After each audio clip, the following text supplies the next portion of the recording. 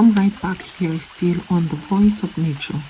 Here into the part 10 of the mysterious and adventurous true life story of the clan head, the mysterious fish opener, the boy, his dad, and the redfish goddess. We are here for creatures of our eternal creator.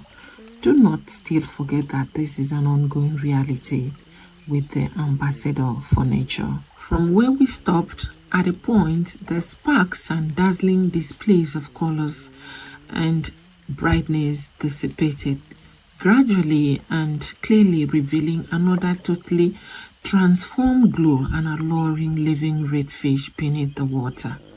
Then, suddenly disappeared. The man tapped me at my right shoulder. The boy became so excited, yet calmly, speaking to each other with a strange language, which to my greatest surprise, I understood them as well.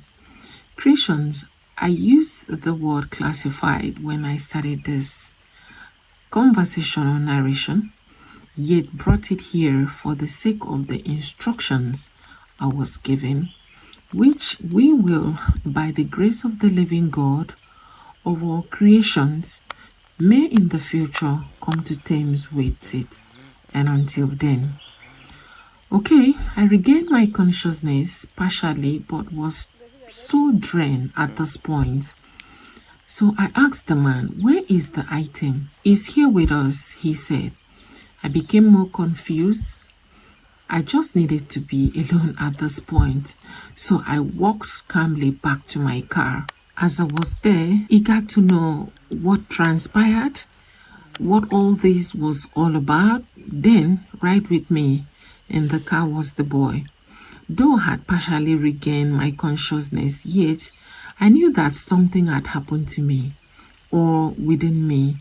This also for the future to tell if it was bad or good thing, and also for those who can fathom to decipher and tell me. The young boy stared silently at me. I said to him, I need to talk to your dad. The boy said to me, any being that does not first know itself can never trust God. Sister, do you trust God? I said to him, do you know that I am an high priest of God? And that's why, in order not to complicate things or my faith in my God, I'm always very careful of my dealings, especially things of this sort and kind. And that's why I needed to send off this thing. He smiled and said, sister, then if you are a priest of God, trust yourself. By trusting yourself first, is the beginning of knowing and having everything you seek.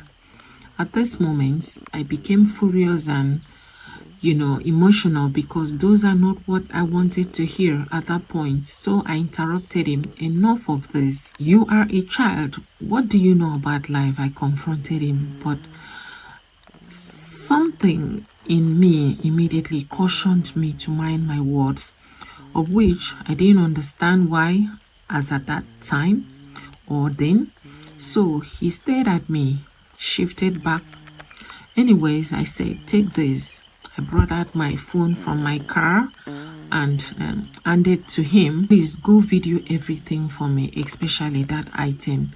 He shook his head, corrected me. That is the symbol of the Red Sea goddess, one great force of nature. Whatever, I responded. He collected my phone without a word again and left. So I was there thinking of the whole thing, which I could not really, understand, as if I'm not actually still in this world.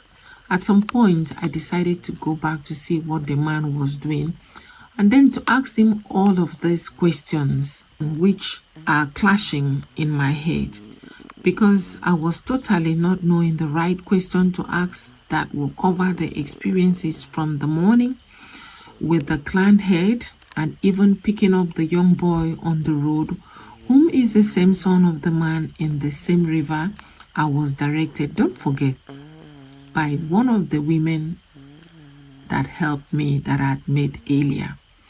And to the whole scenario here in the river, I stood up, locked up my car. My spirit ordered me to pray. I opened the car back, went inside, sat down at the back seat behind the driver's seat, confused on what to pray. A voice murmured into my ear, "Let the Holy Spirit of God lead and direct your thoughts and actions at this point. Don't ask of anything." So I quickly affirmed it, locked up the car again, walked down back to the riverbank. On getting close, I sighted the man inside the water with my phone videoing, chanting some words, and the son excitedly pacing around inside the water. Then came out of the water to bare ground as we could passively sight it at the screen. But the look on the man's face became so spiritual and heavy that I couldn't withstand. So I decided to leave back to the car. I left in the car. A thought popped up on my head again. If you had known, you would have gone away with that item quietly. This could be a very ancient and powerful artifact. Another said, but meanwhile, how did the boy and his dad just suddenly appeared out of the blues that time in the water? I told myself, are you sure you have not thrown away your luck or destiny? Many confusing thoughts, creations flew across my mind.